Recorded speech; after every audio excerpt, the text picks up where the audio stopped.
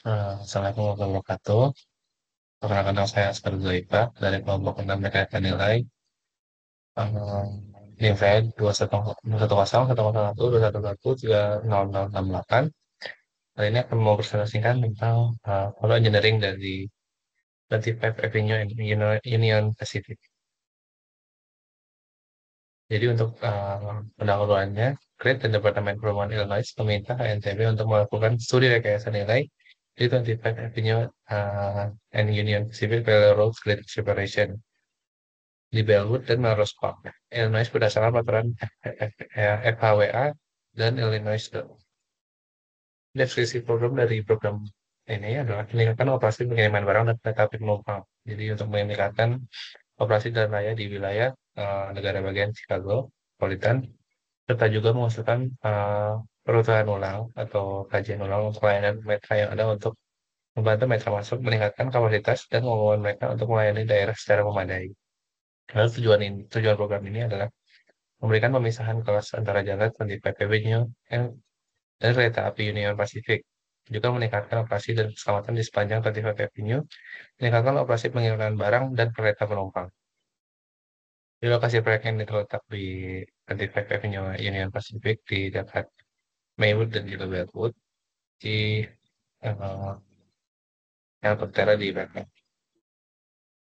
Jadi untuk dari kajian value engineering-nya sendiri yaitu ada saran desain seperti dari sketchboard itu kuasa kontrak konstruksi dan penawaran untuk diteliti ulang, lalu juga STL 1 untuk melaksanakan konsultan peninjauan untuk rencana desain struktur untuk mengurangi total waktu peninjauan oleh IDOT untuk mengatasi wanita.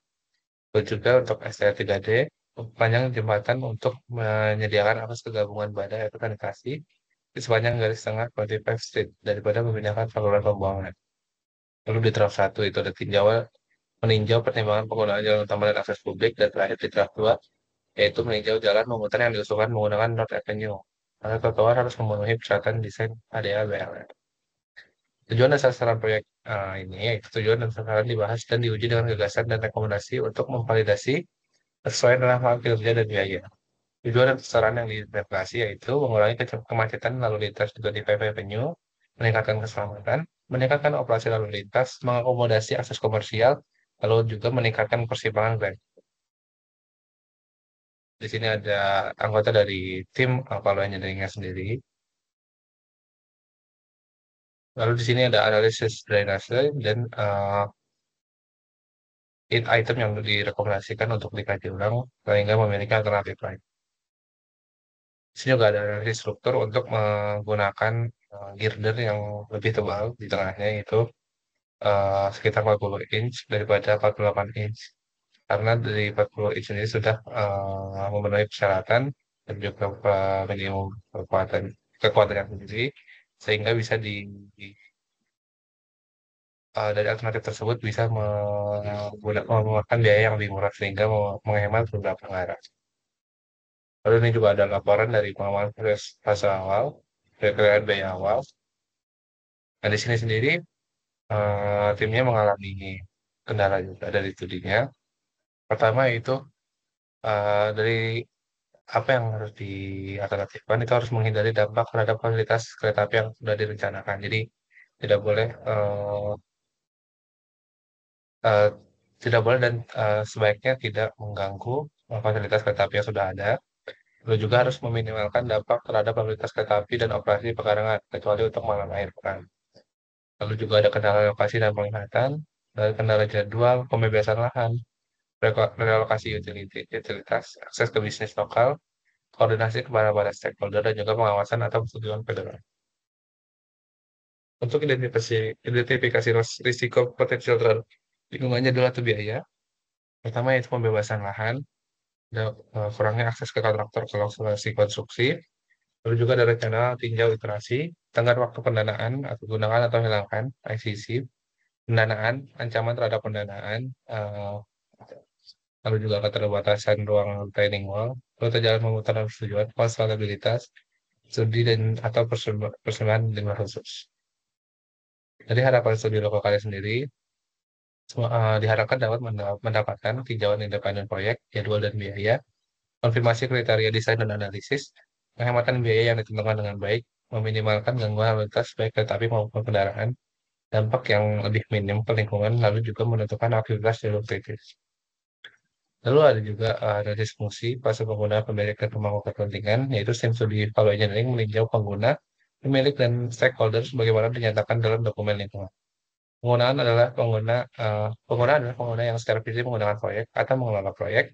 Pemilik bertanggung jawab secara finansial untuk mendanai proyek, berbagi dalam pendanaan, mewakili kepentingan pemilik, atau mengelola proyek. Stakeholder adalah siapa saja yang secara finansial memengaruhi proyek, dipengaruhi oleh perubahan kebiasaan atau rekreasi atau peduli lingkungan untuk proyek. Dengan referensi mereka dimasukkan ke dalam laporan value engineering.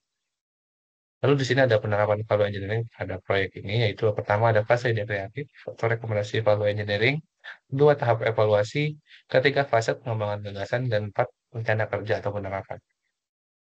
Pertama di fase ide kreatif sendiri ada EMP1, tim desain yang berkoordinasi dengan IDOT dan FHWA untuk mengevaluasi persyaratan mengevaluasi NEPA berdasarkan perubahan pada desain tahap 1, terutama relokasi utilitas dan akses jalan dengan lubang hubungan pada properti koji yang baru diakuisisi. Keuntungan dari ide ini yaitu kepatuhan terkonfirmasi dengan prosedur federal perihal peninjauan lingkungan. Lalu nomor satu, tim desain memperbarui jadwal proyek tahap 2 untuk mencerminkan kegiatan dan durasi yang dibutuhkan menggunakan kebijakan akuisisi tanah IDOT dan prosedurnya. Keuntungan dari ide ini yaitu secara positif mempengaruhi jadwal penawaran dan konstruksi, kegiatan krisis dapat teridentifikasi. Lalu di row 2, penggunaan agen lokal yang disertifikasi staf atau firma yang telah berhasil menavigasi proses akuisisi tanah IDOT pada proyek sebelumnya. Agen lokal dirasa perlu menjadi otoritas senilai quick track. Keuntungan jadwal yang padat untuk implementasi proyek dapat dilihat. Lalu ada SCHID, satu pengiriman pengulasan oleh tim desain terkait perkembangan, perbaikan jadwal terlampir, proses pengiriman dan durasi. Keuntungan dari ide ini adalah ditetapkan komitmen dan ekspektasi bersama, lalu terkoordinasinya jadwal pengiriman dan tanggal penyerahan.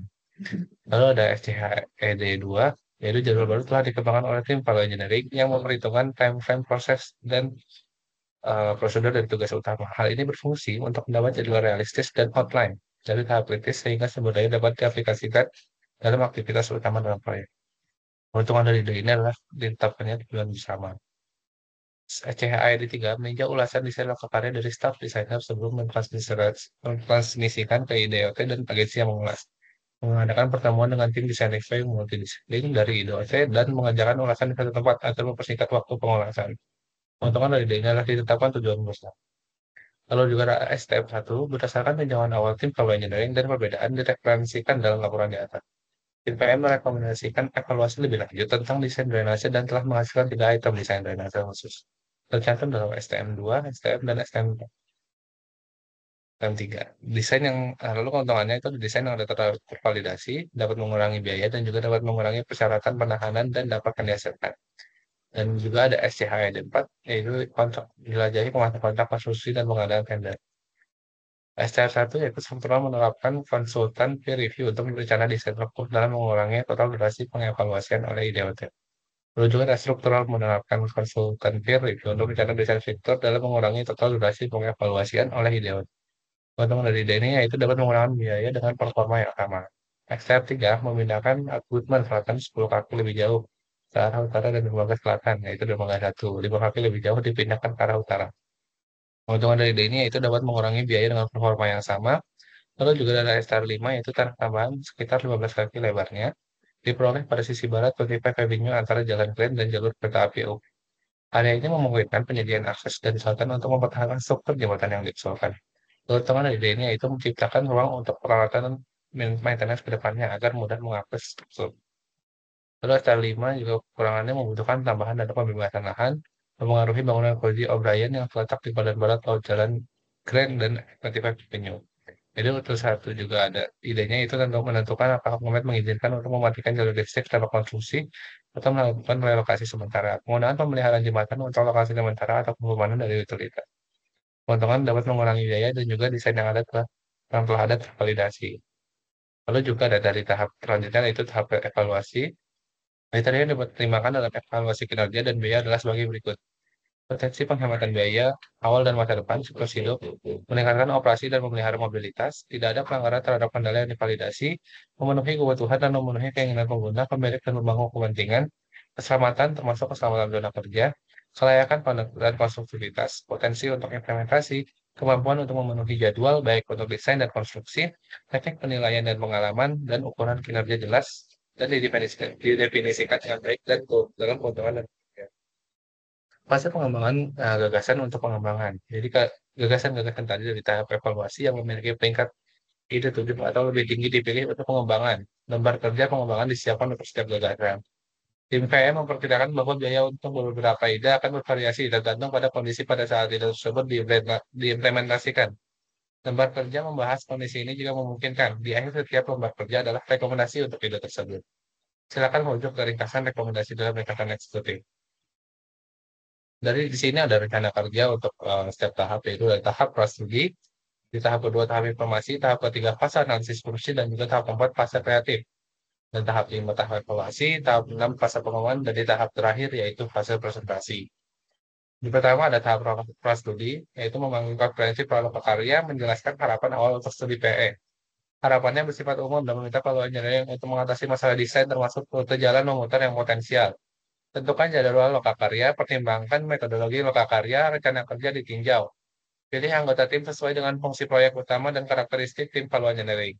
Calon anggota dibahas, yaitu struktur IDOT kantor pusat Jakarta, jalan lokal IDOT Marilin Solomon ditambah jalan, konstruksi IDOT Gene Join, kota perwakilan potensial dengan pengetahuan tentang proyek lokal lainnya, dan juga operasi kereta api Bill Thompson, W, dan Jeff River.